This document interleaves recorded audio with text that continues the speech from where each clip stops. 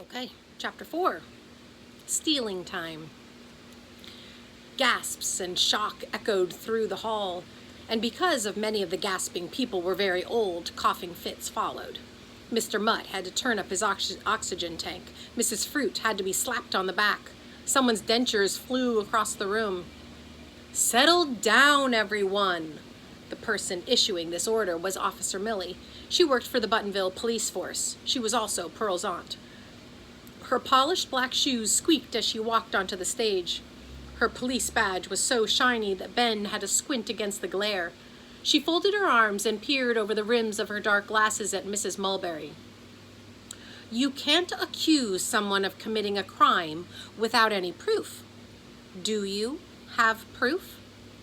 "I may not have proof, but I have plenty of questions," Mrs. Mulberry said, smiling so big that her gums showed above her teeth. "Question number 1. Why did Dr. Wu move here? Question number 2. Why did she open a worm hospital when no one in Buttonville has a pet worm? And question number 3. Why does she keep the gate to her hospital locked at all times?"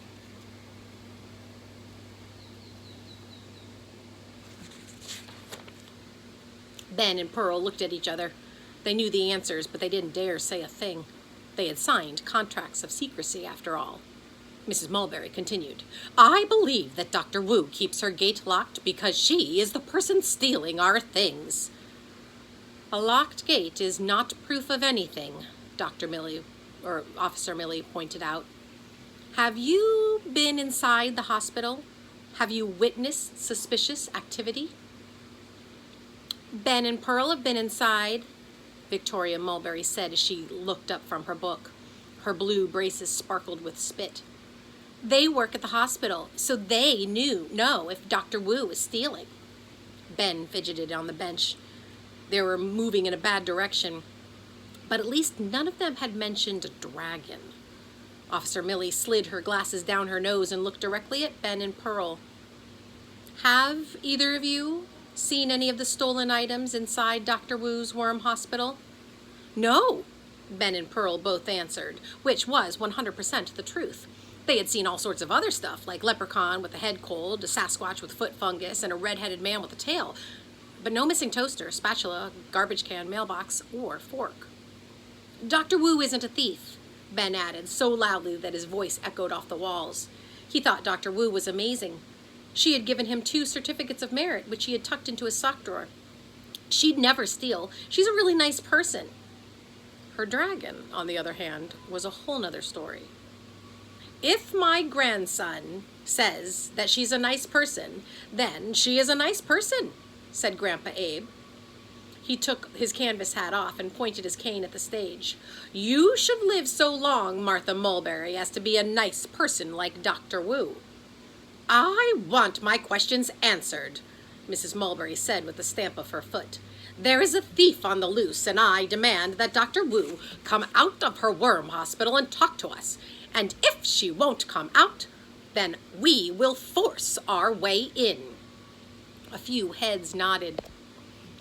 Some people mumbled in agreement. Officer Millie took out a pad of paper and pen. "There is no need to force your way into the hospital, Martha. I will handle the investigation, but first I do need a list of the missing items." And as everyone began to move toward the stage, Pearl motioned to Ben and he followed her up the aisle. "That Mrs. Mulberry is a pain in the rump," she said as they had stepped outside. "Pearl, there's something I need to tell you." Ben closed the town hall door. "Last night," but Pearl wasn't listening. "What if Mrs. Mulberry forces her way into the hospital?" "Well, that would be terrible," Ben said. "If people found out Dr. Wu's secrets, she might have to leave, and then our apprenticeships, well, they'd be over." "Well, I'm not going to let that happen." Pearl kicked a red button down the steps. "I am going to find the thief and—" Plop! Something bounced off of Pearl's head. It was a clump of moss that had rolled down the roof. Pearl furrowed her brow. "What was I saying?" "You were saying that you were going to find the thief. But you don't need to, Pearl, because—" And a scratching sound caught his attention. More clumps fell, landing on the ground around Pearl and Ben's feet. "Did you hear that? It sounds like Something's on the roof. Ben hurried down the steps and onto the sidewalk so he could get a better view. Shielding his eyes from the sun, he scanned the moss-covered shingles. He expected to find a bird hopping around or a squirrel scurrying about, but there was no sign of anything. Then his gaze traveled up the clock tower. He took a sharp breath. A large black shape was perched at the very top. "Uh-oh," Ben said. "What's the matter?"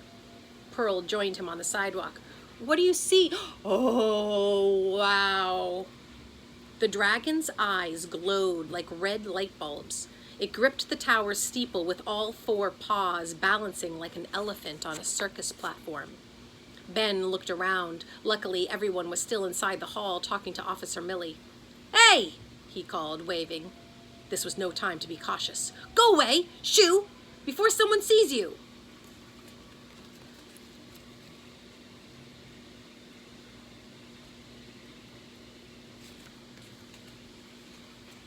The dragon ignored Ben. It leaned over and gripped the clock's rim with its front paws. The tower trembled. The dragon bit down on the clock's shiny minute hand. "What's it doing?" Pearl asked. "It's stealing things that are made out of metal," Ben said. And with a shake of its head, the dragon ripped the hands free. Nuts and bolts sprang into the air and then bounced down the roof. "Hey!" Ben yelled. "You better stop doing that!" The dragon unfolded its wings and took to the sky, a prize clamped in its mouth. "Wait a minute," Pearl said. "Does this mean—" "Yup," Ben said. "That's what I've been trying to tell you. The dragon is the thief." "But the dragon that lives on the hospital roof," Pearl said, "if it's stealing things from Buttonville, then that means that Mrs. Mulberry is right. Dr. Wu is responsible."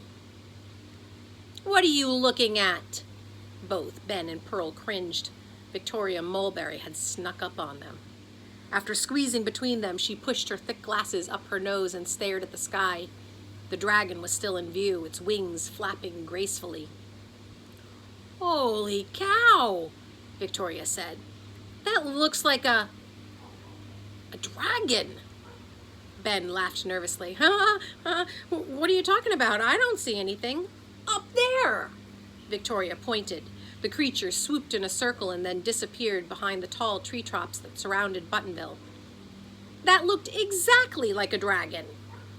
A story formed in Ben's mind. He was good at making up stories on the spot. It was kind of like his superpower. No, that was a helicopter designed to look like a dragon. It is top secret. It's a project my father's been working on. He's in military intelligence. You can't say anything about it or you'll compromise our nation's security." He tried to sound as serious as could be. Pearl nodded. "Yep, that's right. Military intelligence." Victoria scratched her freckled nose. "You're making that up. My mom told me that your dad's a lawyer. She said that your parents are getting a divorce and that's why you came to stay with your grandfather." Ben hated the D word. He stuck his hands into his pockets and turned away. "That was a really rotten thing to say," Pearl told Victoria. "Why do you have to be so mean?" Victoria frowned. "I'm just repeating what my mom said." Pearl put her hands on her hips. "Maybe your mom should start minding her own business." "Well, the truth? You want to talk about the truth?" Pearl's cheeks turned red. She stuck her face right up to Victoria's. "Well, guess what, Victoria? That was a dragon. A real fire-breathing dragon. And Ben and I know where it lives, and you don't. So there." Pearl smiled triumphantly, revealing the big gap between her front teeth, and then her smile collapsed. "Oops."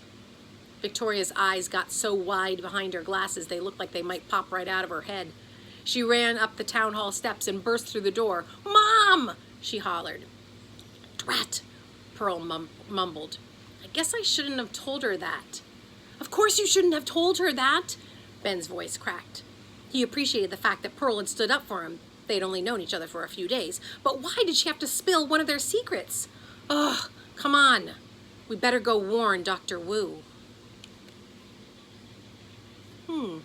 Chapter 5. Title: Mouse crackers.